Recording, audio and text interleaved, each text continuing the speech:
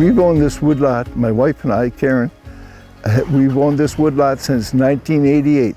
Both woodlots, one across the road and this one, 200 acres in total. This woodlot belonged to my father-in-law, Norman Henry, forestry ranger, graduated from forestry school in 1947, and I'll say that proudly. A very good man, respected in his community. And he taught me, by talking to him, an awful lot about forestry, trees, what to cut, what not to cut. Cut the fir, I think was his favorite saying, and he was right. And across the road, we bought this, across the road, another 100 acres that has never been cut. There's some beautiful, beautiful hardwood back there and beautiful spruce. I've cut all the fir because they were dying. The tops were breaking off. They were way over mature, way over mature. So we cut it using a farming winch on the back of a tractor. It didn't destroy the forest floor, and it went quite well. Okay, this site, we planted lots of trees through the marketing board out front. There's 3,000 on this side, 2,000 on the other side of the road. They're coming along quite well. Spruce, a beautiful plantation. There's also some pine out there we planted in 1988 along the property line. And they're growing well. I'm very proud of them, very proud of them. And back here, Norman, there was a federal grant for woodlot roads and improving your woodlots. Norman used that. He blazed a trail through the woods with ribbon, and then they cut 16 feet wide, right down the road, separating two woodlots.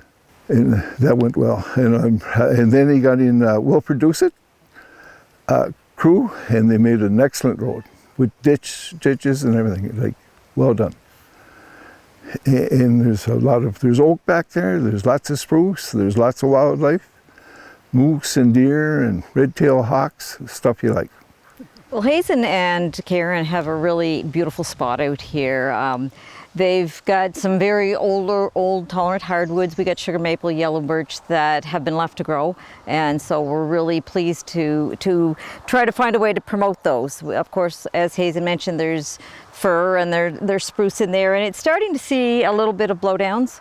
There's been some trees that are just falling down due to age, and it was time to do something. So Hazen has had some strip cutting done in here in trying to minimize the impact, yet open it up and try to create a new stand.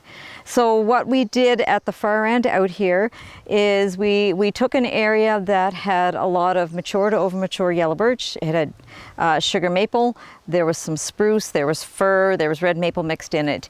And we took two sites. The first site, traditionally, if somebody come in here, what they would have done is clear cut the area because they would have saw everything was older. Oh, look at the size of the trees, let's cut them. You know, they grabbed all the trees that they could, they milled everything. That would have been the traditional way to go here. So we took an acre and we clear cut it. The second area we went into and we ribboned the trees we wanted to leave. So we were trying to revert this back to a tolerant hardwood site, in that there was a lot of tolerant hardwoods already here, but there's nothing really regenerating on the ground. So we left all the sugar maple and the yellow birch. They have good strong taproots. And so we took everything else out in the site. So you're gonna see the difference between the clear cutting and what's coming back there, which has shown it's starting to get, but it's not showing a lot coming back. And then we have the tolerant hardwoods that have been left. They are standing and doing extremely well. But they've been opened up enough that we should have some disturbance and get some young stuff coming up underneath. And then of course there's a control so that they can watch what would have happened had nature just taken its course. And how we're going to lose some of our trees we take for granted is a white pine. I planted 600 white pine back there last year, or the year before, I'm sorry, and they're doing quite well. The majority of them, the greater majority of them, I'm very proud of that. The marketing board in Bathurst helped me with those. That's how we acquired the white pine at a cost. This fall, I intend to plant an awful lot of red oak.